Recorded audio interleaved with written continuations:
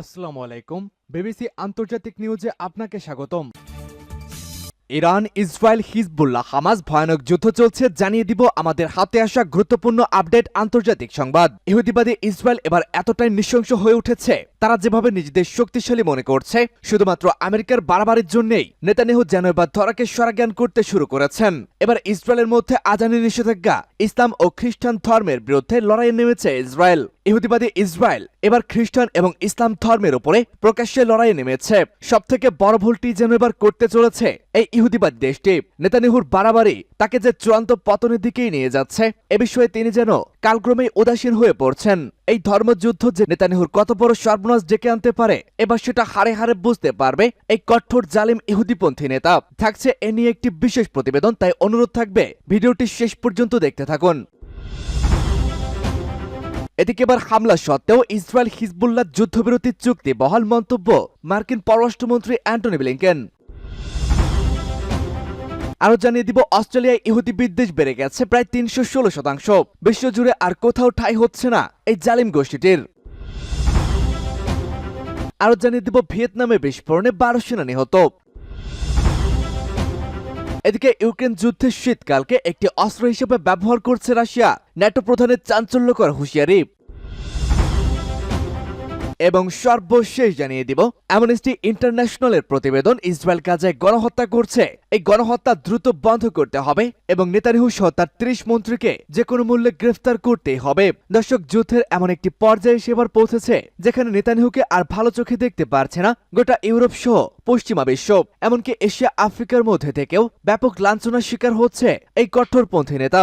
ইতিমধ্যে নেতানিয়াহু সহ তার ৩০ মন্ত্রীর ওপরে গ্রেপ্তারি পরোয়ানা জারি করেছে আন্তর্জাতিক অপরাধ আদালত। শুধুমাত্র আমেরিকার প্রকাশ্য সমর্থনের জন্যই এখনো পর্যন্ত এই ইহুদিবাদী রাষ্ট্রটি মুসলিমদের সাথে যুদ্ধ করার সাহস পাচ্ছে, কেননা অর্থনৈতিক, সামরিক এছাড়াও সকল দিক থেকেই বিধ্বস্ত হয়ে গিয়েছে ইসরায়েল। ভয়ানক সেনা সংকট, সেনাদের যুদ্ধের ময়দান থেকে পালিয়ে যাওয়া, এজন্য ক্রমেই ইসরায়েলকে একটি পতনের দিকে নিয়ে যাচ্ছে। দর্শক, সব মিলিয়ে বলাই চলে ইহুদিবাদী এই রাষ্ট্রটি শেষ পর্যন্ত মুসলিমদের কাছে পরাজয় স্বীকার করতে বাধ্য হবে। এ বিষয়ে আপনার কি মন্তব্য অবশ্যই কমেন্ট বক্সে লিখে জানান। এছাড়াও আপনিও যদি আমার মতো চান ফিলিস্তিন গোটা বিশ্বের বুকে একটি স্বাধীন রাষ্ট্র হিসাবে মাথা উঁচু করে দাঁড়াক, তবে কমেন্ট বক্সে ফিলিস্তিন জিন্দাবাদ লিখুন। এতক্ষণ শুনছিলেন সংবাদ শিরোনাম, এবারে জানিয়ে দিব বিস্তারিত।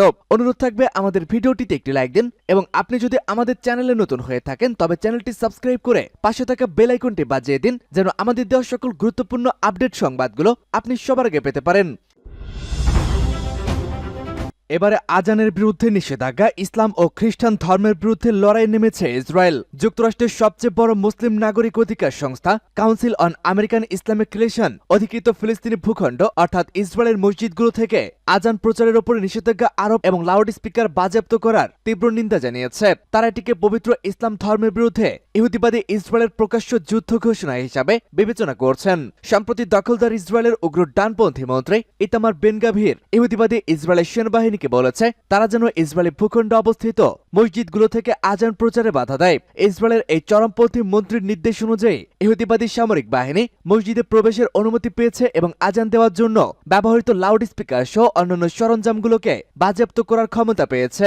একই সঙ্গে বলা হয়েছে যেসব মসজিদ থেকে আজান প্রচার বন্ধ করা হবে সেগুলোকে জরিমানা করা হবে।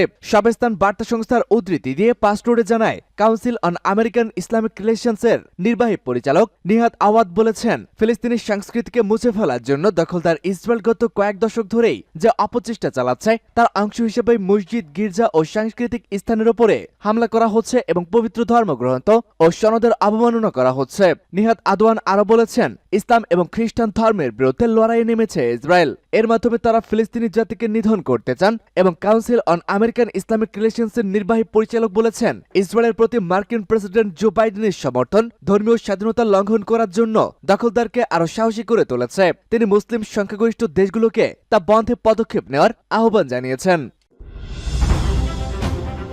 হামলা সত্ত্বেও ইসরায়েল হিজবুল্লাহ যুদ্ধবিরতি চুক্তি বহাল মন্তব্য মার্কিন পররাষ্ট্রমন্ত্রী অ্যান্টনি ব্লিংকেন। বুধবার যুক্তরাষ্ট্রের পররাষ্ট্রমন্ত্রী বলেছেন, লেবানন ইসরায়েল হিজবুল্লাহর ভঙ্গুর যুদ্ধবিরতি এখনো জারি আছে, তবে যুদ্ধরত পক্ষগুলো সাম্প্রতিক দিনগুলোতে পর্যায়ক্রমে একে অপরকে লক্ষ্যবস্তুতে হামলা অব্যাহত রেখেছে। ব্রাসেলসে ন্যাটোর বৈঠকের অবকাশে ব্লিংকেন সাংবাদিকদের বলেছেন, যুদ্ধবিরতি বহাল রয়েছে এবং আমরা কথিত লঙ্ঘনের বিষয়ে উদ্বেগ দেখা দেওয়ার সময় যে প্রতিক্রিয়াটি প্রতিষ্ঠিত হয়েছিল সেটি ব্যবহার করেছে।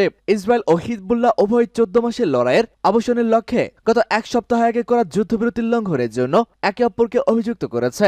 ওই লড়াইয়ে লেবাননে হাজার হাজার মানুষ নিহত হয়েছেন এবং ইসরায়েল লেবানন সীমান্তে উভয় পাশের বিশাল সংখ্যক বাসিন্দা বাস্তুচ্যুত হয়েছেন। ফ্রান্স জাতিসংঘের শান্তিরক্ষী বাহিনী ইসরায়েল, লেবানন ও যুক্তরাষ্ট্রের সভাপতিত্বে একটি কমিটিকে বিভিন্ন পক্ষের মধ্যে যোগাযোগ বজায় রাখা এবং যেকোনো উত্তেজনা এড়াতে লঙ্ঘন নিশ্চিত করা এবং মোকাবেলা করা নিশ্চিতের যে দায়িত্ব দেওয়া হয়েছে। ব্লিংকেন বলেছেন, যুদ্ধবিরতি কার্যকরভাবে পর্যবেক্ষণ এবং বাস্তবায়ন নিশ্চিত করতে আমরা ফ্রান্সের সাথে যে প্রতিক্রিয়া প্রতিষ্ঠা করেছে তা কাজ করছে এবং আমরা নিশ্চিত করতে চাই যে এটি কাজ করা অব্যাহত রাখবে। যদি এ নিয়ে উদ্বেগ থাকে যে এক পক্ষ বা অন্য পক্ষ যুদ্ধবিরতির লঙ্ঘন করেছে, এটি যদি আমাদের নজরে আসে তাহলে আমরা কোনো না কোনো উপায়ে সংশ্লিষ্ট পক্ষগুলোর সাথে যোগাযোগ করি এবং এখানেও ঠিক সেটাই হয়েছে। যুদ্ধবিরতির শর্ত অনুযায়ী লেবাননের সেনা ও জাতিসংঘের শান্তিরক্ষী একটি বাফার জোন বজায় রেখে সীমান্ত এলাকা থেকে পিছু হটবে বলে কথা রয়েছে। বুধবার লেবাননের স্বাস্থ্যমন্ত্রী ফিরাজ আবিয়াদ বলেছেন, ইসরায়েল হিজবুল্লাহ যুদ্ধে কমপক্ষে 4047 জন নিহত এবং 16,600 জনের বেশি আহত হয়েছেন।